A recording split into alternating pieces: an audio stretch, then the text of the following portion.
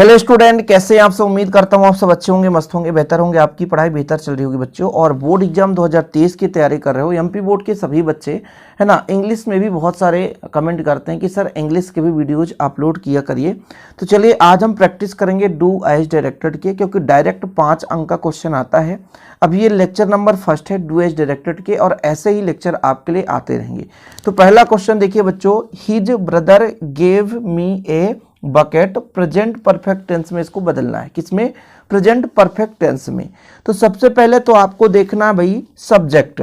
Subject आपका क्या रहता है? Present perfect. यदि साधारण है तो साधारण में ही बदलना है। जैसे आपका हिज है तो हिज रहने दो, ठीक है। हिज है तो हिज बच्चों। यहां पर निगेटिव नॉट तो नहीं जुड़ा है, कोई दिक्कत नहीं। तो हिज ब्रदर तो पूरा हो जाएगा, हिज ब्रदर। ये आपका सब्जेक्ट है। सब्जेक्ट के बाद क्या प्रयोग होता है? हेल्पिंग वर्ब, ठीक है। तो आप यदि बताओ प्रेजेंट परफेक्ट में एक वचन कर्ता के साथ हैज का प्रयोग होता है। क्या? हैज का प्रयोग होता है। प्रेजेंट परफेक्ट में सीधे फार्मूला बता रहा हूं। सब्जेक्ट प्लस हैज है तो हैज कर दिया। वर्ब का बच्चों थर्ड फॉर्म, तो गिवन ही देना होता, give gave given second form है, तो यहां पर हो जाएगा गिवन, थर्ड फॉर्म हो जाएगा वर्ब का थर्ड फॉर्म। प्रेजेंट परफेक्ट हो चाहे पास्ट परफेक्ट हो चाहे फ्यूचर परफेक्ट हो, तीनों में वर्ब का थर्ड फॉर्म प्रयोग होता है। फिर बच्चों आपका है मी, तो मी कर दो। हमें दिया क्या दिया? बकेट दिया, तो बकेट यानी यहाँ पे BOUQUET, ये बकेट हो गया, ये आंसर हो गया। देखो क्वेश्चन आप अच्छे से समझो, इसके बाद उसका आंसर लगाओ। प्रेजेंट परफेक्ट में चेंज करना था, हमने आसानी से प्रेजेंट परफेक्ट में चेंज कर दिया। यहाँ पे प्रेजेंट परफेक्ट का जो हेल्पिंग वर्ब है बच्चों वो हैज है और हैव है, ठीक है। हैज और हैव, बिल्कुल। हैज का प्रयोग एक वचनकर्ता के साथ, हैव का प्रयोग बहुवचनकर्ता के साथ। यहाँ पे मैंने जो आपको एक फार्मूला बताया, सब्जेक्ट प्लस हैज है प्लस वर्ब का थर्ड फॉर्म प्लस आपको ऑब्जेक्ट, अदर वर्ड है तो अदर वर्ड लगा दो। ऐसे ही क्वेश्चन करेंगे।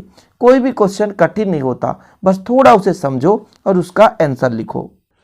इसके बाद अगला जो प्रश्न है, Mary does not like bonbon. क्या बात है। डज का मतलब प्रेजेंट इंडिफिनिट है और हमको पास्ट इंडिफिनिट में क्या लगाना बच्चों? डिड लगाना है। पास्ट इंडिफिनिट में डिड लगता है, ठीक है। बहुत ही सिंपल है, आंसर करेंगे।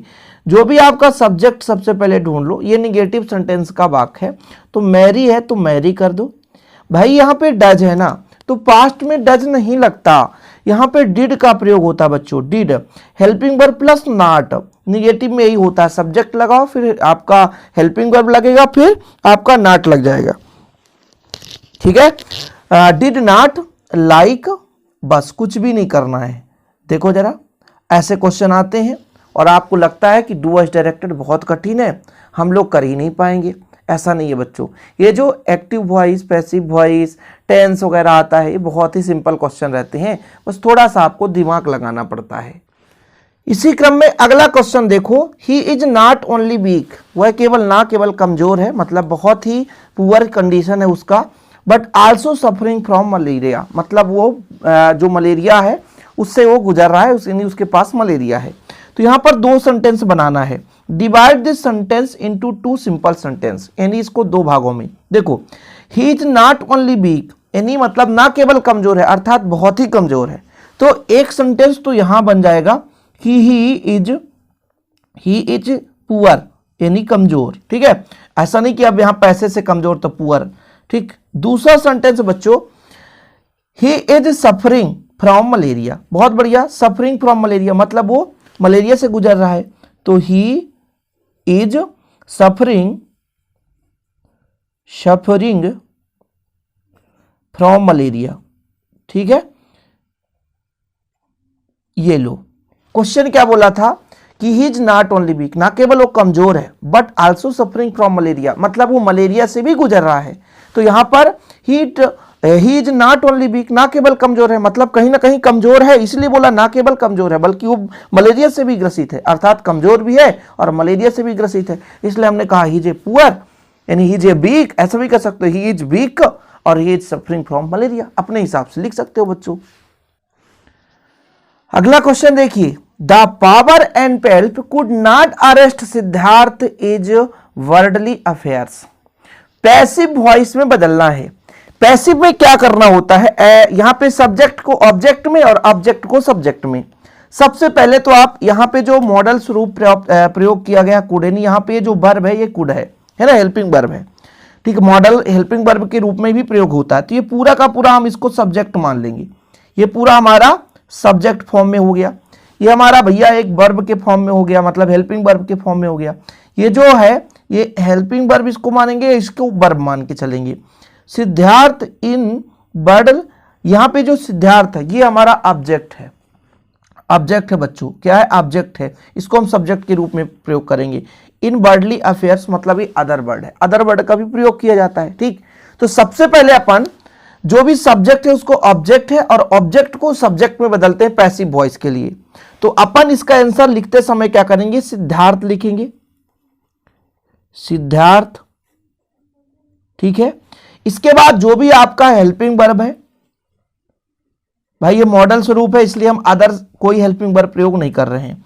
निगेटिव है तो निगेटिव, नॉट, और हमेशा बच्चों साधारण वाक्य है तो बी का प्रयोग करेंगे हम, कुड नॉट बी, ठीक है। पैसिव वॉइस में बी का प्रयोग करते हैं। यदि आईएनजी होता तो बीइंग का प्रयोग करते, आईएनजी फॉर्म जो मतलब है पास्ट इंडिफिनिट की बात आता, प्रेजेंट इंडिफिनिट की बात आता, ऐसा में, ठीक है। और यदि हम परफेक्ट की बात करते तो बीइंग का प्रयोग करते, लेकिन अभी यहाँ पर आपका फर्स्ट फॉर्म है, मतलब सिंपल है, इसलिए हम बी का प्रयोग करेंगे। साधारण वाक्य में हमेशा बी का ही प्रयोग करेंगे। और जब हम पैसिव वॉइस बनाते हैं तो थर्ड फॉर्म का प्रयोग करते हैं वर्ब का। तो आरेस्टेड, क्या बच्चों, आरेस्टेड, ये हो गया arrested. Siddhartha could not be arrested, could not be arrested. फिर अदर वर्ड क्या है, इन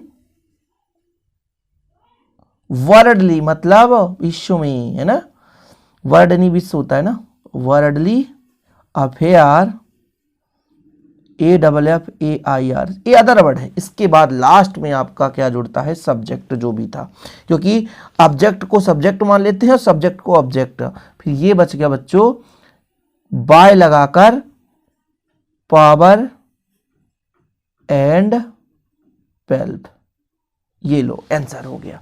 बाय लगाकर जोड़ना है, बाय लगाना ही लगाना है। देखो आप लोगों के लिए मेहनत कर रहा हूं, इसका मतलब ये नहीं कि बस मुझे ही पढ़ना है बच्चों। यदि आप लोगों का रिस्पॉन्स रहेगा तो इंग्लिश के और ऐसे कई सारे लेक्चर ला सकता हूं। मैं समय निकालकर आपके लिए इतना मेहनत करने के लिए तैयार हूं, तो क्यों नहीं सोचते हो कि आप लोग भी मेहनत करें, ठीक है। चलिए, जब प्रैक्टिस करेंगे ना तभी आपको समझ में आएगा, बिना प्रैक्टिस के कुछ नहीं हो सकता। अगला प्रश्न देखो बच्चों, who does not like beauty and bounty in the world, इसको अफर्मेटिव में बदलना है, मतलब यहाँ पे निगेटिव भी है प्रश्नवाचक, हु मतलब कौन, ब्यूटी है बताओ, बाउंटी है छोटा सा वर्ड में, तो एवरीवन ब्यूटी कौन। अब यहाँ पर देखो सब्जेक्ट समझ में नहीं आ रहा है, इसलिए अपन एवरीवन प्रयोग कर सकते हैं। ऐसे कंडीशन में पूछे कौन हो सकता है ऐसा, तो हम बोल देंगे एवरीवन, सभी को हम बोल देंगे, क्या दिक्कत है। तो एवरीवन, ये सब्जेक्ट तो यूज करना पड़ेगा ना, एवरीवन मतलब एवरीवन, प्रत्येक भी हो सकते हैं ना। फिर ये भैया हमारा साधारण वाक्य में, तो साधारण वाक्य में ये देखो डज है ना, डज का मतलब प्रेजेंट इंडिफिनिट। भाई डू डज प्रेजेंट इंडिफिनिट में या तो निगेटिव में प्रयोग होता है या तो आपका इंट्रोगेटिव में होता है, अफर्मेटिव तो होता नहीं, तो डज का प्रयोग होगा नहीं, सिंपल है, ठीक। डज का प्रयोग हम नहीं कर सकते, तो लाइक है और लाइक के साथ लाइक्स जोड़ेंगे, ऐसे ES का प्रयोग करते हैं प्रेजेंट इंडिफिनिट में, ठीक है। Likes, BAUTI beauty and BOUNTY, ठीक है, इन द वर्ल्ड। ज्यादा कुछ फोकस नहीं करना होता है, बस इतना ध्यान देना कि कौन से टेंस का ये सेंटेंस दिया हुआ है, मतलब कौन से टेंस का ये वाक्य है। इतना यदि आप पहचान गए तो आप किसी भी सेंटेंस को परिवर्तित कर सकते हैं। इसी के साथ अगला क्वेश्चन देखिए, his father goes to his office by car, इसको आपको क्वेश्चन बनाना है वेयर का प्रयोग। देखो कहां बोल रहा है, कहां मतलब ऑफिस, यानी ऑफिस को हटाना पड़ेगा क्योंकि आंसर नहीं होना चाहिए ना उसमें, वेयर लगाना है, नहीं कहां, ठीक है। मतलब आपके पिता कहां जा रहे हैं, हिज यानी उसके पिताजी जो है गोज टू हिज ऑफिस, अपने ऑफिस में कार के माध्यम से जाते हैं, लेकिन आपको क्वेश्चन बनाना है तो फिर उसमें आंसर तो नहीं लिख रहना चाहिए, है ना। जैसे बोला वेयर प्रयोग कर दिए, मतलब कहाँ, और यहाँ पे कहाँ मतलब इसका उत्तर हो रहा ऑफिस, तो ऑफिस को भी हटाना पड़ेगा। ठीक, कोई दिक्कत तो नहीं है। और जब हम क्वेश्चन वर्ड बनाते हैं तो ध्यान ये देते हैं, पहले कौन सा सेंटेंस गोज है, GOES, SAES कहाँ लगता है, प्रेजेंट इंडिफिनिट में, प्रेजेंट इंडिफिनिट में। तो प्रेजेंट इंडिफिनिट में जब हम इंट्रोगेटिव की बात करते हैं, प्रश्नवाचक की बात करते हैं, तो वहां पर एक हेल्पिंग वर्ब भी प्रयोग होता है। हेल्पिंग वर्ब लगता है डू या डज, तो एक वचन करता है उसके साथ डज का प्रयोग होगा। ठीक है, तो सबसे पहले बच्चों हम क्वेश्चन वर्ड का प्रयोग करेंगे, WHERE, वेयर यानी कहाँ, और फिर हमारा हेल्पिंग वर्ब लगता है वेयर डज, वेयर डज यानी हिज, यानी उसके फादर, यानी उसके PAFATHER, वेयर हिज फादर। अब देखो भाई थोड़ा सा ध्यान देना पड़ेगा कि यहाँ पे जो ऑफिस है इसको हटाना पड़ेगा, क्योंकि ऑफिस लिख देंगे तो आंसर हो जाएगा। प्रेजेंट इंडिफिनिट टेंस में जो हमारा निगेटिव इंट्रोगेटिव सेंटेंस आ जाता है तो वहां वर्ब का फर्स्ट फॉर्म ही लगता है। ठीक है, तो गो और ऑफिस तो हटाना पड़ेगा, हिज ऑफिस हटा दो तो बाय कार, ये लो। वेयर डज हिज फादर, मतलब कहाँ जा रहे हैं कार से उनके पिताजी। ये चीज आपको क्लियर रखना पड़ेगा बच्चों कि क्वेश्चन क्या बोल रहा है, हम क्या सोच रहे हैं, क्या करना चाहते हैं, ये चीज आपको ध्यान में रखना है। इसके बाद अगला क्वेश्चन आपको पैसिव वॉइस बनाना है। क्या बनाना बच्चों, पैसिव वॉइस। ये हमें पैसिव वॉइस में इसको रूपांतरित करना है। Vinod is going to buy new house, Vinod जा रहा है एक नया घर खरीदने, बाय यानी खरीदने। तो सबसे पहले तो सब्जेक्ट पहचानो, ये सब्जेक्ट है, ये आपका वर्ब है गोइंग टू बाय, ये आपका हेल्पिंग वर्ब है। ठीक है, फिर क्या खरीदने जा रहा है, हाउस, तो ये आपका ऑब्जेक्ट है, क्या ऑब्जेक्ट। ठीक है, ये गोइंग और यहां पर भैया बाय यानी खरीदना, दो चीज है यहां पर। ठीक, तो शुरू करते हैं। इस काम को क्या बनाना है बच्चों, पैसिव वॉइस। ये प्रेजेंट इंडिफिनिट टेंस है और इज MR ही लगेगा। तो सबसे पहले आपको क्या लिखना है, ऑब्जेक्ट, जो भी इसमें ऑब्जेक्ट हो। तो आपके पास न्यू कार ऑब्जेक्ट है, क्या है, ए न्यू कार, ये sorry new house, sorry a new house, यही तो ऑब्जेक्ट है। फिर इज का तो इज ही लगेगा, एक वचन है। गोइंग का तो गोइंग ही रहेगा। ठीक है, टू बी क्या करने, बाय, बाय मतलब खरीदना, और बाय का थर्ड फॉर्म बाच, BOUGHT, वर्ब का थर्ड फॉर्म, किसके द्वारा, बाय विनोद। हमेशा याद रखिएगा बाय का प्रयोग करेंगे हम लास्ट में, जो भी हमारा यहाँ पे सब्जेक्ट को ऑब्जेक्ट के रूप में लिख रहे हैं उसके पहले हम बाय का प्रयोग करेंगे ही करेंगे बच्चों। समझ में आ गया। तो आज का ये मेरा डू डायरेक्टेड का पार्ट 1 था, लेक्चर पार्ट 1 है ना।